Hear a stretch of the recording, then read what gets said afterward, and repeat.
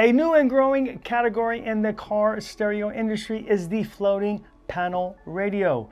Now, these radios allow for a much larger, more dominant screen in your dash and available up to 11 inches versus normal double-in radios, which max out at about 7 inches. We'll be checking out the Jensen CM901MIR, which is a 9-inch floating panel radio. So stay with us.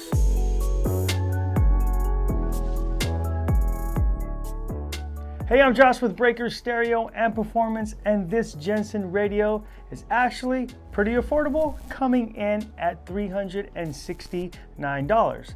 It has some great features we'll be going over, with a special feature that a lot of radios do not come with, which is the USB mirroring for both Android phones and iPhones. So in this video, we'll be going over all the features, do an unboxing, a full demonstration, we'll go through our pros and cons list, and finally, we'll give you our overall rating. So without further ado, let's get into the features. Now, this radio is a digital multimedia receiver with AM/FM tuner and does not play disc. As mentioned, a 9-inch LCD touchscreen display, and it has Bluetooth for hands-free calling and also audio streaming. And the body of this radio is a single DIN opening. Front-mounted USB screen mirroring with Apple or Android phones. And during this demonstration, we'll get into more details as to how well these features work. Note, this radio does not have Apple CarPlay or Android Auto, but you should be able to mirror important features like navigation, and you might even be able to do video apps as well, but during the demo, we'll check that out. This radio has push-to-talk buttons for smartphone assistance. Audio video features include MP3, MP4, XVID, and FLAC files through the USB. This does have a 7-band EQ with a single camera input. RCA pre-outs are 6-channel, 4 volts, front, rear, and sub. Built-in amplifier, 16 watts times 4 RMS or 50 watts times 4 peak. And this radio is compatible with factory steering wheel audio controls. Now, you will need an adapter in order for that to work. Okay, time for the unboxing. All right, so you got the manual, and this is the screen portion of it. Okay. Got some buttons here on the bottom and also a knob, so I think that's a great feature. Okay, and this is a single DIN. Plugs here, there's your main harness here, and I'm gonna say this is probably for your RCA outputs and the video input. Bluetooth mic. This is the ring that goes around the face. Like that. Okay, your harness, main harness. These are gonna be some brackets that probably go around where you hook the screen to the body. Okay, so we got a few of these here. Hardware screws. And then these are the keys that pull it out of the cage. This is the RCA harness. So let's go ahead and take a look and see what we got here. Okay, so you have your rear outputs, front outputs here. The blue ones are your subwoofer outputs. Then of course you have your backup camera here. And then you also have your audio, video input as well. Okay, so let's see how this thing goes together. So on the body, you have a couple positions to put the face. So you got position 1, position 2, which drops it down 12.5 millimeters, and position 3, which drops it down 25 millimeters. Okay, so let's go ahead and take this apart. So here you have our plug. That's where the mounting screws go. So you're gonna plug it in first here, and then from here, this goes like this. All right, so let's put this together. Okay, the first thing I want to do is move this downward, okay? And then you're gonna twist it, and I'll show you how to do that here in a minute. That's so that you're able to get the screws in. All right, so that's gonna sit there like that. And then I'm gonna twist it this way. And that'll allow me to get the screws. Now this comes with a couple different screws. So use the machine screw and not this screw. So this does have some articulation, so you can point it towards the driver. And now I can see where these panels go. They go behind the screen to cover these screws. All right, so let's fire this thing up. Okay, here's our main screen. So we have the radio, we have USB, Bluetooth, phone link. Okay, so that's the mirror link, AV input, and then your setup. So let's go into setup really quick. Here's your time and date. Let's take a look at the equalizer really quick. Okay, when you hit EQ, it goes to balance and fade. Hit this button here, and that's going to give you our equalizer.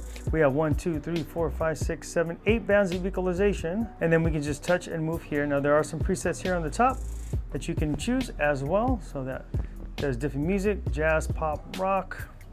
All right, and you have the one user. All right, I think that resets everything. Okay, perfect. All right, so that's that. Okay, next we have time alignment. Okay, here, so if you're not familiar, what this is you measure from the center of the speaker to either the driver side headrest, or you can just do the middle if you like, between the seats. Usually people like to set it up to where it sounds the best for the driver, of course. So you just measure each speaker to the headrest. So this goes from a half up to 20. All right, so I'm just gonna assume that's feet. Wouldn't be inches, and it definitely wouldn't be millimeters or centimeters. So let's just assume that. Next we have loudness on or off. Subwoofer on or off. There is a subwoofer control here, subwoofer gain here from -6 to +6. Here we have our brightness, dimmer. Okay, and this is the version software that's being ran. Okay, your AV input, again, that's your composite audio video input. So if you have a separate DVD player you want to run through here, you're able to do that. Okay, next let's talk about phone link. So when you go to phone link here, this is going to pop up. This is going to give you instructions on how to pair an Android phone and how to do an iPhone. Let's do iPhone first because it is much simpler. So on your iPhone, basically what you're going to do is you're just going to take your USB cable here, plug it into the side. Now it's asking to trust the device. We're going to go ahead and hit trust. Okay, and there we go. You're limited on what you can actually play here. You're not going to be able to play Netflix. You're not going to be able to do Hulu. So you're pretty much restricted to YouTube. Okay, so that's playing off of YouTube right there. So YouTube will stream on here, and the picture quality is actually pretty good. So this has an excellent looking screen. As far as navigation is concerned, you are going to be able to use navigation apps like Apple Maps or Google Maps. So let's just go ahead and go into some mapping. So if we go to Google Maps, all right, we'll be able to pull that up here. Now you're not going to be able to touch the screen here in order to navigate. So none of that's going to work. You have to do it directly onto your phone. So all that has to be inputted on your phone. But if you wanted to play music and navigate at the same time, you can do so. Now you're not going to be able to play the radio and navigate at the same time. But what you could do is play music off of your phone and navigate. So let's just go ahead and do that. So let's say I'm playing music here, and if I want to navigate, hit direction, and the navigation commands will override the music. Now any other app you want to use, you can obviously do that as well, and then you can web browse as well. Again, you're not going to be able to touch the screen here. So next, let's go ahead and do an Android. So the first thing it says, you have to go ahead and pair your phone via Bluetooth. So I'm going to do that now. Then go ahead and scan the QR code here. Then go ahead and follow the directions on your phone. Okay, and that's mirroring the phone here. And just like the iPhone, you're not going to be able to stream Netflix, Hulu, Prime, anything like that, ESPN Plus. The only thing that will work is YouTube. So very basic USB mirroring. Okay, this is very limited, but if you use it for YouTube, it's great. And you can also mirror your navigation as well. But if you did want to stream those video apps, then you can simply use an HDMI to AV converter and just go ahead and hit your AV input, and then you can hack through it that way. And then of course you do have Bluetooth here. From here, you're able to make phone calls. Your contacts will go over as well. And there's also the ability to stream your audio as well. That's going to do it for the demo.